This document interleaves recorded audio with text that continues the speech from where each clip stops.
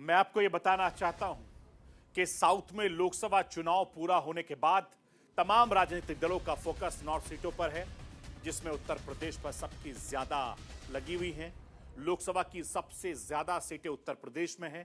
उत्तर प्रदेश इसलिए भी ज्यादा चर्चा में है क्योंकि बड़े बड़े दलों के नेता उत्तर प्रदेश से चुनाव लड़ रहे हैं, चाहे वाराणसी हो, रायबरेली हो, अमेठी हो, कन्नौज हो, मैनपुरी हो।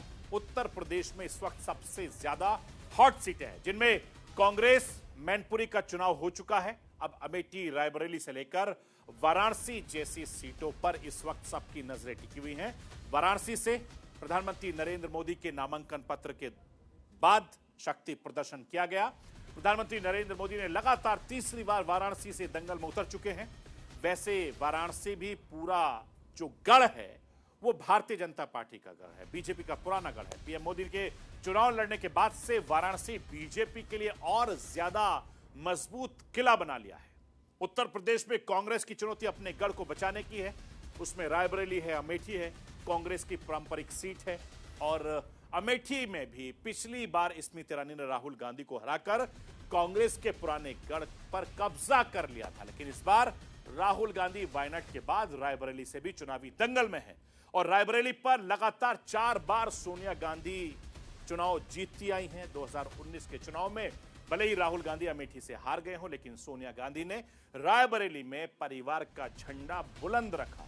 उत्तर प्रदेश में कांग्रेस की ये एकमात्र सीट है, जीत है, लेकिन इस बार सोनिया गांधी की जो स्वास्थ्य है उसका हवाला देकर संसद जाने के लिए लोकसभा नहीं बल्कि राज्यसभा को उन्होंने राजस्थान से चुना था।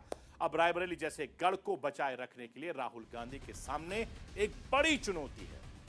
प्रियंका गांधी से लेकर पार्टी अध्यक्ष मल्लिकार्जुन खड़गे और कांग्रेस के तमाम बड़े नेता रायबरेली में डेरा जमाए हुए हैं, लगातार राहुल गांधी के लिए वेटिंग कर रहे हैं। छत्तीसगढ़ के पूर्व मुख्यमंत्री कांग्रेस के नेता भूपेश बघेल तो यहां तक कह रहे हैं कि वो सांसद नहीं बल्कि हिंदुस्तान के अगले प्रधानमंत्री चुने जाएंगे। मैं राष्ट्र की आवाज के जरिए आपको भूपेश बघेल को सुनवाना चाहता हूं। सुनिए राहुल गांधी को लेकर वो क्या कुछ कह रहे हैं। सदस्य नहीं चुन रहे हैं और इंदिरा जी के बाद अब अवसर आया है कि आप इस लोकसभा से आप सांसद नहीं बल्कि प्रधानमंत्री चुने जा रहा है, जिसके आप सब गवाह बनेंगे, साक्षी बनेंगे और उसमें आप भागीदार बनेंगे। मैं आपको यह बताना चाहता हूं कि रायबरेली से बीजेपी ने दिनेश प्रताप को चुनावी मैदान में उतारा। दिनेश प्रताप की गिनती भी एक वक्त में सोनिया गांधी के करीबी नेताओं में होती थी। 2018 में उन्होंने भी बीजेपी का दामन थाम लिया। 2019 में हार के बाद से बीजेपी रायबरेली का जातीय समीकरण मजबूत करने में जुटी हुई है। रायबरेली में सबसे ज्यादा पासी जाति की आबादी है और पार्टी ने इसी समुदाय में से आने वाले बुद्धिलाल पासी को 2023 में जिले की कमान सौंपी थी। राष्ट्र की आवाज के जरिए आपको रायबरेली में बीजेपी और कांग्रेस की रणनीति क्या है वो भी राष्ट्र की आवाज के जरिए आपको बताना चाहता हूं। रायबरेली में ठाकुर समुदाय के 9% वोट है, जिसे साधने के लिए पार्टी ने दिनेश प्रताप सिंह को चुनावी मैदान में उतारा है। दूसरी तरफ 2019 में कांग्रेस ने अपने संगठन में कोई फेरबदल नहीं किया है। मनोज पांडे के जरिए पार्टी को ब्राह्मण वोटों से सेंध लगाने की उम्मीद है। और दूसरी तरफ कांग्रेस 2022 के विधानसभा चुनाव में करारी हार के बावजूद जिले अध्यक्ष पंकज तिवारी को नहीं बदल पाई। पार्टी ने डिप्टी सीएम ब्रजेश पाठक को यहां से मैदान में उतार दिया था। दूसरी तरफ कांग्रेस विधानसभा में हिसाब से संगठन में नई तैनाती भी नहीं की गई थी। ये एक रणनीति है वहां की भी। कांग्रेस अमेठी रायबरेली सीट पर भावनात्मक कैंपेन चलाने की कोशिश में लगातार जुटी हुई है। सोनिया गांधी जब राजस्थान से राज्यसभा के लिए चुनी गई तो उन्होंने रायबरेली के लोगों को एक भावुक पत्र भी लिखा था। अब राहुल गांधी भी रायबरेली अमेठी की जनता से भावनात्मक अपील कर रहे हैं। मैं राहुल गांधी को आपको सुनवाना चाहता हूं, सुनिए क्या कुछ कह रहे हैं। वो रिश्ता ही अलग है। एक प्रकार से पारिवारिक रिश्ता, दोस्ती का रिश्ता, अफेक्शन का रिश्ता है। तो जैसे मेरा माँ के साथ रिश्ता है, बहन के साथ रिश्ता है, वैसे ही वहाँ के लोगों के साथ हमारा रिश्ता है, वही फीलिंग है। खाना भी बहुत अच्छा लगता है मुझे।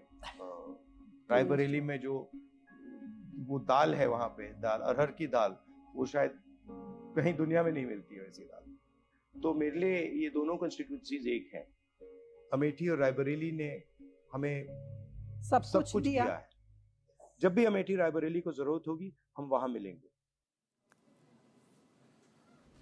मैं आपको ये बताना चाहता हूं कि उत्तर प्रदेश की लड़ाई इस बार बहुत ज्यादा दिलचस्प हो गई है, क्योंकि कांग्रेस की समाजवादी पार्टी के साथ दोस्ती हो गई है, गठबंधन हो गया है। समाजवादी पार्टी को 2022 के विधानसभा चुनाव में रायबरेली से 4,10,000 वोट मिले थे और पार्टी में 5 में से 4 सीटों पर जीत दर्ज की थी। यानी रायबरेली से राहुल गांधी के चुनाव में सबसे अहम रोल गठबंधन बनाकर लड़ने वाले अखिलेश यादव का हो सकता है। वो अखिलेश यादव जो कहते हैं कि गठबंधन करते वक्त ही साफ कर चुके थे कि परिवार के किसी ना किसी सदस्य को यूपी से चुनाव लड़ना होगा। अब राहुल गांधी ने रायबरेली से जब पर्चा भरा तो अखिलेश यादव को जीत का भरोसा वो लगातार दिला रहे हैं। उत्तर प्रदेश की लड़ाई से लेकर जो बाकी चरण बाकी है, उसकी लड़ाई और ज्यादा दिलचस्प हो गई है।